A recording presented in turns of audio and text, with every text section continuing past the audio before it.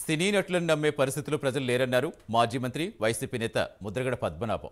జగ్గంపేట కాపు ఉద్యమాన్ని అణిచివేసిన చంద్రబాబుతో పవన్ జతకడతారా అని ప్రశ్నించారు.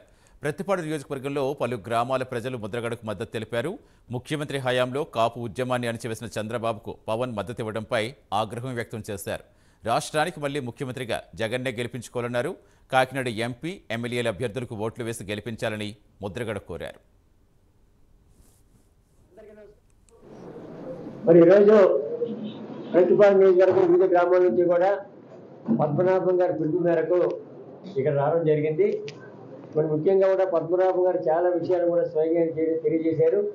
ఈవేళ జగన్మోహన్ రెడ్డి గారు పద్మనాభం గారు ఉన్నటువంటి ప్రజల యొక్క మరి అభిమానాన్ని, ఆయన మీద ఉన్నటువంటి గౌరవ విధానాలు కూడా ఆయన పిలిపించి వైఎస్ఆర్ కాంగ్రెస్ పార్టీలో జాయిన్ చేసిన సందర్భం జరిగింది.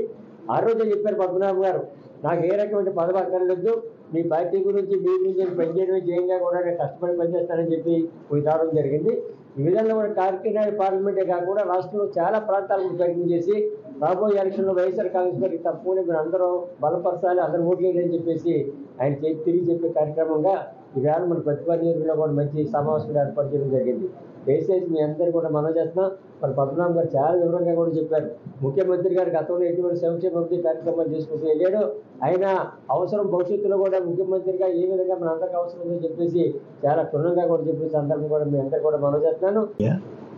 గమనించండి అయ్యా, నాయకుల కన్నా ప్రజలు, ఓటర్లు చాలా తెలివైన వారు. గ్రహించే శక్తి టీవీలు సెల్లు వచ్చాయి అయ్యా.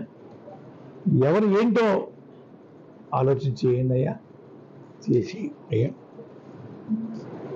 వీళ్ళు దేనికోసం వస్తున్నారు, ఎందుకు జగన్మోహన్ రెడ్డి తిరుగుతున్నారు అన్నది అర్థం చేసుకోవాలి మీరు. ఎందుకంత ఆవేశం, ఎందుకంత కోపం వారి మీద? మామూలుగా అడుక్కోవాలండి, నాకు ఓటేయండి, నేను సేవ చేస్తానని చెప్పి అడుక్కోవాలి తప్ప జగన్మోహన్ రెడ్డి గారిని కసిగా, కోపంగా, ఆవేశంగా మాట్లాడవలసిన అవసరం ఎందుకు వచ్చింది అన్నది మీరు కొంచెం గ్రహించుకోండి అన్నయ్య. అయ్యా అంతకన్నా చెప్పేది లేదు. మా సుబ్బారావు గారిని, మన సునీల్ గారిని గెలిపించమని మరొకసారి కోరుకుంటూ